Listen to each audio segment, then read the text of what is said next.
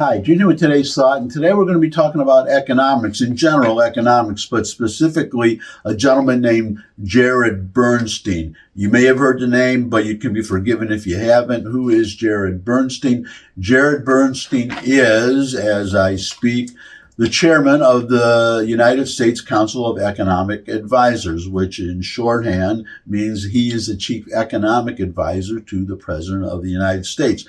Now, if you follow polls at all, you know that Trump is rated much higher than Joe Biden on ability to handle the economy. And that's obvious. The reason is obvious. You just look at their track records, both presidents, and you'll see who has the better economic record. But if you're wondering why that is, why the Biden administration's economic performance is so bad, it's because of the policies. And why are the policies so bad? Well, one big reason would be Jared Bernstein, and we're going to see why today, because this is a problem for the whole Biden administration, is that just about everybody in that administration is an affirmative action hire, and they're not on merit, and very few, I can't think of anybody who is really competent in his job who is in the Biden administration. If you want to correct me and name somebody, that would be really great. Take, for instance, Pete Buttigieg, Secretary of Transportation. People have said about him, he is so bad at his job that the first time in American history, people actually know who the Secretary of Transportation is. We all know it's Pete Buttigieg, but we're talking about Jared Bernstein today.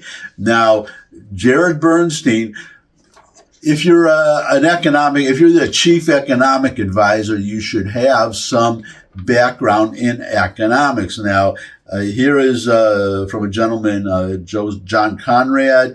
He put up a little tweet, but it's a very good summary of Jared Bernstein. And you're going to see him in action in two videos in a minute. But let me just put this up. Meet Jared Bernstein, Biden's chief economic advisor. Art degree, Manhattan School of Music. Mainstay on New York City jazz scene. Master of Social Work, Hunter College. Doctorate in Social Welfare from Columbia. And this is the important part, as you'll see in a moment.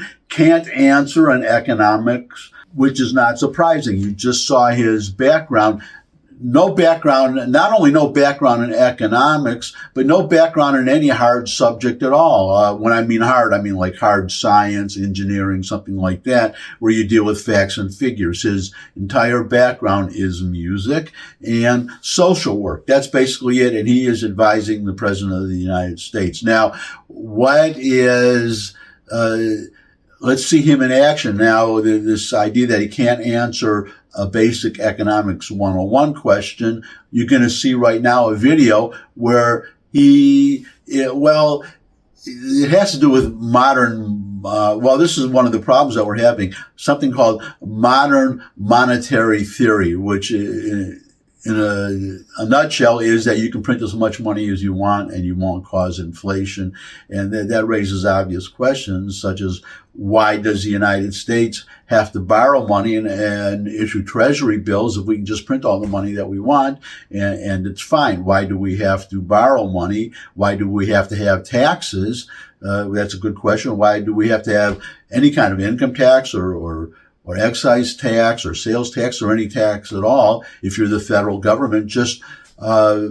Or state government, you're using dollars, just print the money. That's basically modern monetary theory. Anyways, here is a basic economics question that should be easy for an economist, somebody who knows something about economics, to answer. And here is Jared Bernstein. Watch and be very afraid, because this is the guy advising the President of the United States on economics. The U.S. government can't go bankrupt because we can print our own money. It obviously begs the question, why exactly are we borrowing in a currency that we print ourselves? I'm waiting for someone to stand up and say, why do we borrow our own currency in the first place?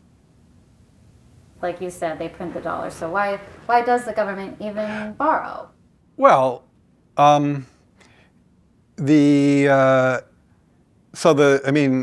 again, some of this stuff gets some of the language that some of the language and concepts are just confusing. I mean, the government definitely prints money, and it definitely lends that money, which is why the government definitely prints money, and then it lends that money by selling bonds. Is that what they do? They sell bonds. Yeah, they sell bonds, right? Because they sell bonds and people buy the bonds and lend them the money. Yeah. So a lot of times, at least to my ear with MMT, the language and the concepts can be kind of unnecessarily confusing, but there is no question that the government prints money and then it uses that money to I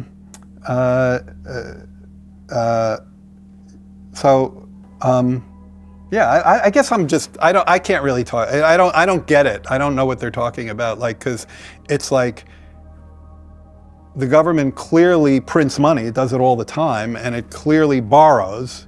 Otherwise, we wouldn't be having this debt and deficit conversation. So, I don't think there's anything confusing there.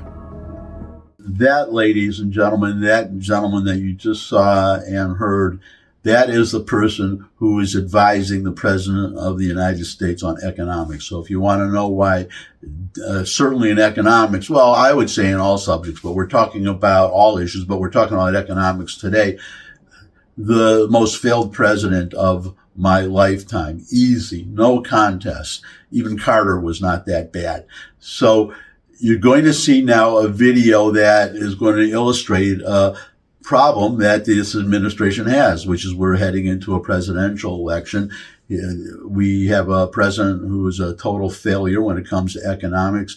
As I said, you look at the polls and Trump, we'll just talk about Biden for today, though Trump is rated much higher, but Biden is very lowly rated in economics. And a reason is Jared Bernstein. Now, the problem that this administration has is they have to spin this somehow. They have to, it's the classic Groucho Marx line, who are you going to believe, me or your own eyes? And they want us to believe them instead of our own eyes when we see the price stickers, when we go, the price labels, when we go to the supermarket or buy a tank of gas or anything.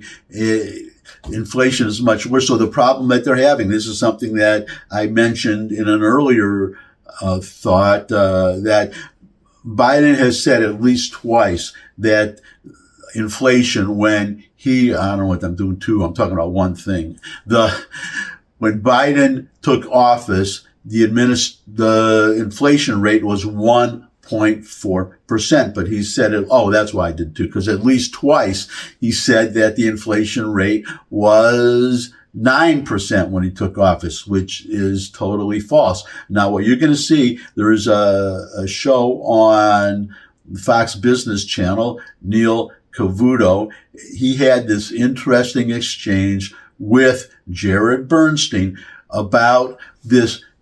Why is Biden saying that the inflation rate was 9% when he came into office, when it's easy to look it up and everybody knows that it was 1.4%. And just getting Jared Bernstein simply to admit the simple fact that the inflation rate was not 9%, it was 1.4%. And just watch how Jared Bernstein does backflip after backflip and tries to change the subject because he simply cannot acknowledge the simple fact that the inflation rate was 1.4% when Biden took office. So here is this is must-see TV, and that's why you must see it, and that's why you're going to see it, and